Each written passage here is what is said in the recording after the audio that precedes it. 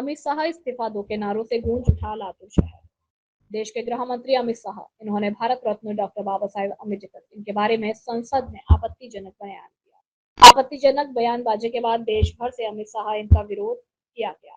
तब से लेकर अब तक अमित शाह के इस्तीफे की मांग की जा रही है, लेकिन तानाशाही तरीके से केंद्र सरकार व्यवहार कर रही है। इस आपत्तिजनक बयान के मामले में खुद राष्ट्रपति हस्तक्षेप कर अमित शाह का इस्तीफा ले, ऐसी मांग मीडिया से बात करते हुए लातूर के विधायक पूर्व मंत्री अमित विलासराव देशमुख इन्होंने कही। भारत रत्न डॉक्टर बाबा साहेब अम्बेडकर को लेकर केंद्रीय गृह मंत्री अमित शाह के आपत्तिजनक बयान के विरोध में लातूर में 24 दिसंबर को कांग्रेस पार्टी की ओर से लातूर के विधायक पूर्व मंत्री अमित जी देशमुख और लातूर के सांसद डॉक्टर शिवाजी कालगे के नेतृत्व में डॉक्टर बाबा साहेब अम्बेडकर पार्क से लेकर जिलाधिकारी कार्यालय तक भव्य मोटरसाइकिल रैली निकाली गई।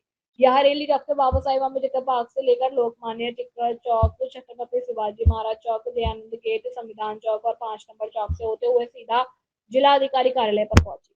विधायक अमित जी देशमुख इन्होंने जिलाधिकारी वर्षा ठाकुर घोगे इनको आवेदन देकर गृह मंत्री केंद्रीय अमित शाह के इस्तीफे की मांग की। इस मोटरसाइकिल रैली में लातूर कांग्रेस के पदाधिकारी, कार्यकर्ता, महिला कार्यकर्ता बड़ी संख्या में शामिल हुए। मारुति पवार, लातूर, महाराष्ट्र से रिपोर्ट। भारतामध्ये, भारताच्या सार्वभौम सभागृहामध्ये लोकसभेमध्ये भारत सरकारनं परमपूज्य डॉक्टर बाबासाहेब आंबेडकरांचा जो अवमान केला, याच्या निषेधार्थ देशभर इंडिया अलायन्स आंदोलन करत आहे।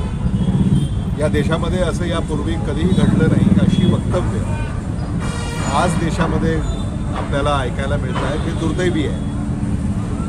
अगदी संविधानाला सुद्धा बदलण्याची भाषा ज्या पक्षानं केली आणि आता तर अतिरेक झाला आहे। परमपूज्य डॉक्टर बाबासाहेब आंबेडकरांचा अवमान लोकसभेमध्ये होतो, या देशाच्या गृहमंत्र्यांच्या माध्यमातून होतो।